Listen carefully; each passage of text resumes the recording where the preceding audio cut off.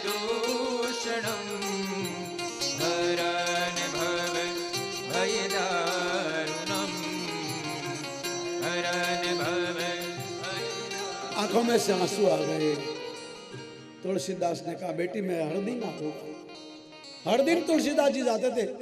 काशी में लोग निंदा करने लग गए।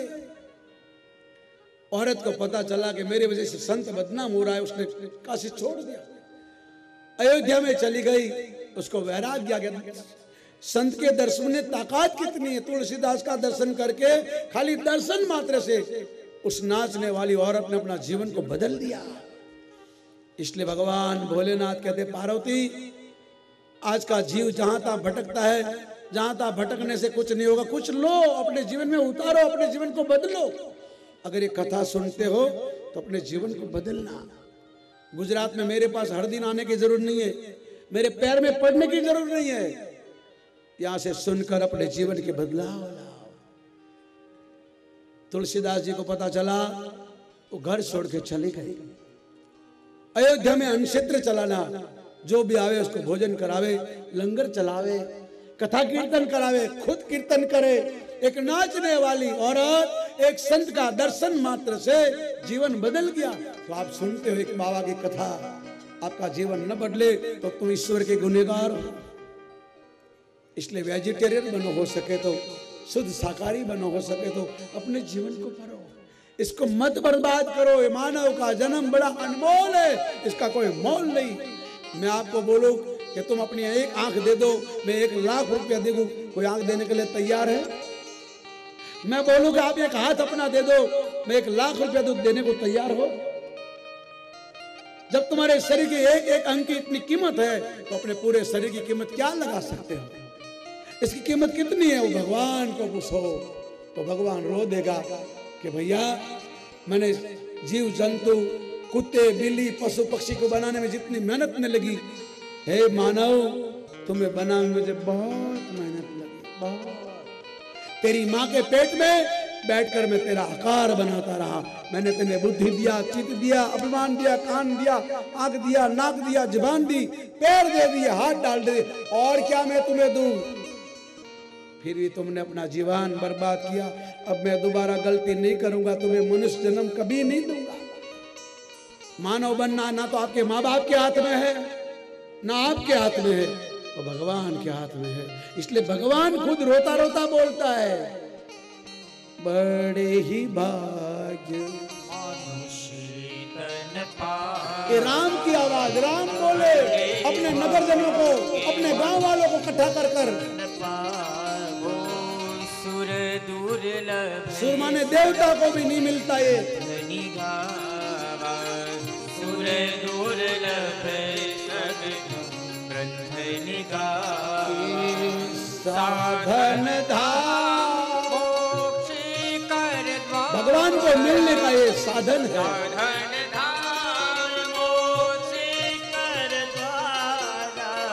जिन्हें नहीं लो पर लो सुधारा, जिन्हें नहीं लो पर लो सुधारा, जिन्हें नहीं लो पर लो सुधारा, जिन्हें नहीं लो पर लो सुधारा। अपने मानव जन्म को सार्थक कीजिए।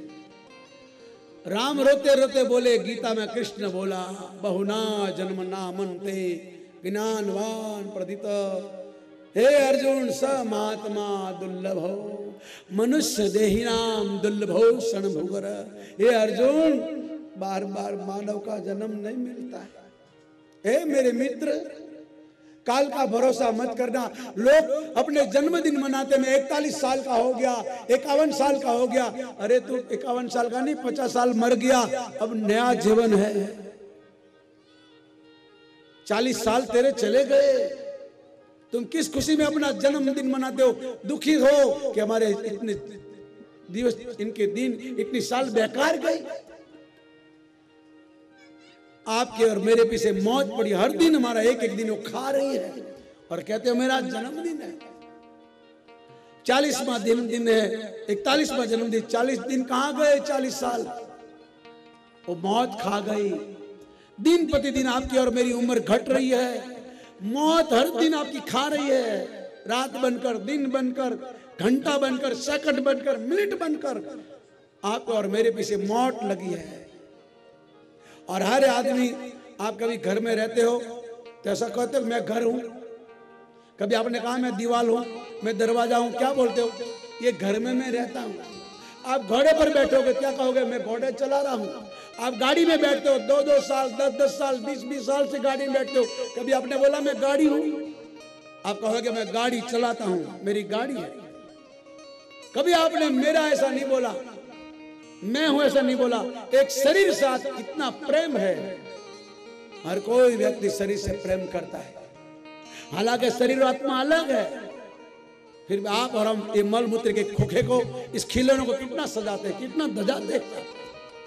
हालांकि आत्मा और शरीर अलग है, पर कोई नहीं मानता कि मैं आत्मा हूं, मैं शरीर हूं। सबको मानता मैं शरीर हूं। आपको सोई भी लग जाए, कितना दर्द होता है। तो बेजुबान प्राणी जब उसको मारते तो कितना तरसता है, तड़पता है। देखा आपने कभी? जब उसकी कत्ल होती है तो कितना तरसता है, कभी देखा? कांप जाएगी आप। सबको अपना शरीर प्यारा होता है साहब। आपके बच्चे को कोई मारे, आप क्या करेंगे? आपके पति को कोई मारे, आप क्या करेंगे? अरे कोई इंसान को मार देता है तो 20 साल 40 साल की सजा मिलती है, मैजिस्ट्रेट साहब सजा देते हैं, पुलिस सजा देती है, जेल डालते हैं। किसी इंसान को मारने से तुम्हें सजा मिलती है, मैजिस्ट्रेट साहब सजा देते हैं, जेल में जाना पड़ता है। तो तुम बेजुबान जीव को मारोगे तो वो जेलर कितनी सजा देगा? कभी देखा आपने? वो कितनी सजा देगा आपको? कुत्ता गाड़ी के नीचे आ जाए तो आपको कोई दर्द नहीं, इंसान आ जाए तो खड़े भी नहीं रह सकते, भाग जाते गाड़ी छोड़कर, मार देते लोग। इसलिए मेरी प्रार्थना है साहब, अपने संस्कारों को मत भूलो, अपने धर्म को मत भूलना। सबको आदर दो, सबको प्रणाम करो, अपने धर्म को नहीं छोड़ना। इसलिए अपने बच्चों को राधे राधे बुलाओ, राम राम बुलाओ, जय श्री राम बुलाओ, जय श्री कृष्ण बुलाओ। कोई संतों का नाम सिखाओ। गुरुद्वारा में जाओ तो अपने बच्चों को गोद में लेकर बैठो। आप मंदिर में चिल्लाते हैं, गुरुद्वारा में कोई चिल्लाता नहीं, सब शांति से बैठते हैं। गुरु ग्रंथ साहब का कितना आदर करते हैं, मत्थे पे ढके बिना जा नहीं सकते। और मंदिरों में लोग चिल्लाते हैं, झगड़ते, लड़ते हैं। दूसरे से कुछ सीखो साहब। जहां तहां नाक मत रगड़ो, कुछ किसी से ले लो। भगवान दत्तात्रेय ने कुत्ते को गुरु बना दिया, क्यों? उसमें से कुछ लिया। भगवान ने एक मक्खी को गुरु मान लिया, क्यों? कुछ लिया। गुरु ने एक शिकारी को गुरु मान लिया, क्यों? कुछ लिया। दत्तात्रेय भगवान ने एक हाथी को गुरु मान लिया, क्यों? कुछ लिया। एक कन्या को गुरु मान लिया, कुछ लिया। अरे एक नाचने वाली को भी भगवान ने, दत्तात्रेय ने गुरु मान लिया। भागवत पढ़िए। जो मेरा इष्ट देव है, हमारे सन्यासियों का इष्ट देव दत्तात्रेय भगवान, 24 गुरु की कथा कभी पढ़िए साहब। किसी की बुराई मत लो, सबसे अच्छाई लो। हर व्यक्ति में अच्छाई पढ़िए साहब, कोई भी हो, XYZ, कुत्ते से लेकर मत्स्य से लेकर हाथी तक, सबके अंदर अच्छाई पढ़िए। किसी का दोष मत देखो, किसी की बुराई मत देखो, किसी का गुण लो साहब, किसी का अच्छाई लो। अपने बच्चों को ऐसा सिखाओ। ऐसा बच्चों को सिखाओगे। एक माई बोलते हैं कि बेटा अभी आंटी आएगी और मुझे कथा में ले जाएगी, मुझे आज सासू बहू का सीरियल देखना है, कथा में नहीं जाना है। कथा तो बहुत होती रहती है, पर वो आंटी आएगी लेने की, तो मैं अंदर बैठी हूँ। आंटी को बोलना, वो पूछेगी कि मम्मी कहाँ है, तो बोलना मम्मी कथा में गई है। बोले अच्छा। माई बैठ गई, आंटी आई, बेटा मुन्ना मम्मी कहाँ है? बोले मम्मी ने कहा है आंटी आवे तो बोलना कथा में गई, मैं अंदर बैठी हूं। बच्चा को जैसा सिखाओ ऐसा सीखेगा। संस्कार। इसलिए भगवान शंकर कहते हैं पार्वती आओ, हमारे बेटे घर छोड़ के चले गए, अब कोई न रहा, हर आदमी चाहता हमारे बच्चे हमारे हो, बुढ़ापे में काम आए। कोई काम नहीं आता। आपने अपने बच्चों के लिए किया, वो अपने बच्चों के लिए करेगा, वो अपने बच्चों के लिए करेगा। ये तो स्वार्थ की सगाई है साहब। आत्मा और शरीर लगे, शरीर को लोग जला देते हैं, आत्मा को ऊपर जाना होता है, हिसाब देना होता है। मालिक पूछेगा तुम्हें मैंने इंसान बना के भेजा, तुम क्या करके आए, तुम क्या जवाब दोगे? वहां ना कोई साक्षी होगा, ना कोई वकील होगा, ना वकालत होगी। तुम और मालिक खड़े होंगे, जवाब देना बड़ा मुश्किल हो, घबराओगे तुम। कोई नहीं होगा, चारों तरफ देखोगे, कोई तुम्हारे सामने नहीं होगा। इसलिए भगवान शिव कहते आओ मेरे पास, मैं कथा सुनाऊं। देवी, अगले जन्म में तुम मेरी पत्नी थी, एक पैसे वाले बाप की बेटी थी। तेरा बाप भी अभिमानी था, मिनिस्टर था। तेरे बाप को कुर्सी मिली, अभिमान में फूलता नहीं था, और तुम इस अभिमान बाप की बेटी थी। तेरी मेरी शादी हुई, मैंने तेरे संत के पास कथा सुनाने ले गया, तुमने संत की मजाक किया, कथा नहीं सुनी। कभी खड़ी हो गई, कभी बाहर गई, कभी अंदर गई, बाहर गई, अंदर गई, कथा सुनी नहीं। तुमने बहुत बड़ी गलती कर ली और भगवान की परीक्षा की। सीता का रूप लिया, मेरी पत्नी होकर। सीता मेरी माँ है, तूने मेरी माँ का रूप लिया, मैंने तुमको माँ बोला। तुम जिंदा रही तब मैंने तुमको माँ समझा। तुम्हें पता चला तो तुमने अपने बाप के घर में जल गई। मरते मरते तुमने भगवान से मांगा कि दूसरा जन्म मुझे स्त्री का मिले, महादेव मेरा पति बने, तो मैं तेरा पति बन गया। देवी आओ, मैं तुम्हें ऐसी कथा सुनाऊं कि दोबारा तुमको जन्म ना पड़े, नहीं मरना। ये कथा तुम्हारे जन्म मरण से मिटा देती है। गुरु उसको कहते हैं जो हमको ऐसी बातें बतावे। भगवान भोलेनाथ कुबेर ने घर गए, पार्वती अकेली थी। नारद जी आए, अपने गुरुदेव को आता देखकर माँ खड़ी हो गई, गुरुदेव को आसन दिया, जल दिया, प्रणाम किया, और आज जो कि खड़ी हो गई जगदम्बा। गुरुदेव आओ भाग्य, आज मेरे घर पधारे, मैं क्या सेवा करूं? नारद की आंखों में आंसू हो गए। जगत की माँ जिसकी सारी दुनिया आरती उतारती है, वो मुझे गुरु कहती है, तो गुरु का भी काम क्या है? मेरा फर्ज है मैं उसका उद्धार करूं। मां बैठो, मेरी बात ध्यान से सुनो। तुमने मुझे गुरु माना? बोले हाँ। बचपन में तूने मुझे गुरु माना था, मेरा कहना माना, तेरा पति भगवान भोलेनाथ बन गया। बेटी ए जगदम्बा, अगर मेरा तूने गुरु माना है तो मैं तेरा जीवन का एक बहुत बड़ा गुप्त रहस्य बताता हूं। मां भगवती बोली कहिए गुरुदेव।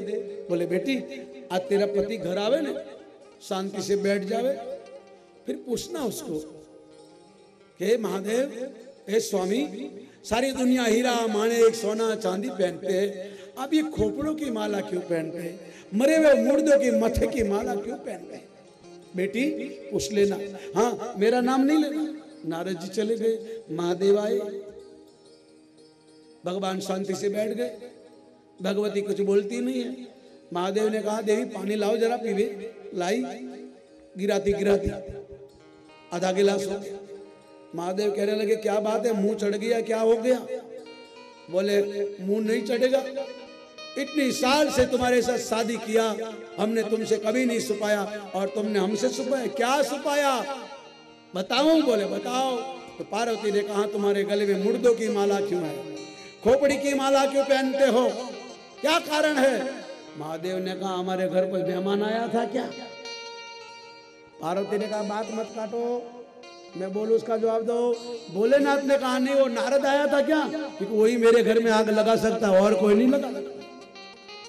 पार्वती बोली खबरदार जो मेरे गुरु के बारे में कुछ बोला, जो गुरु की निंदा करता है गौ हत्या का पाप। पर गुरु भी नारद जैसा होना चाहिए, आजकल नहीं।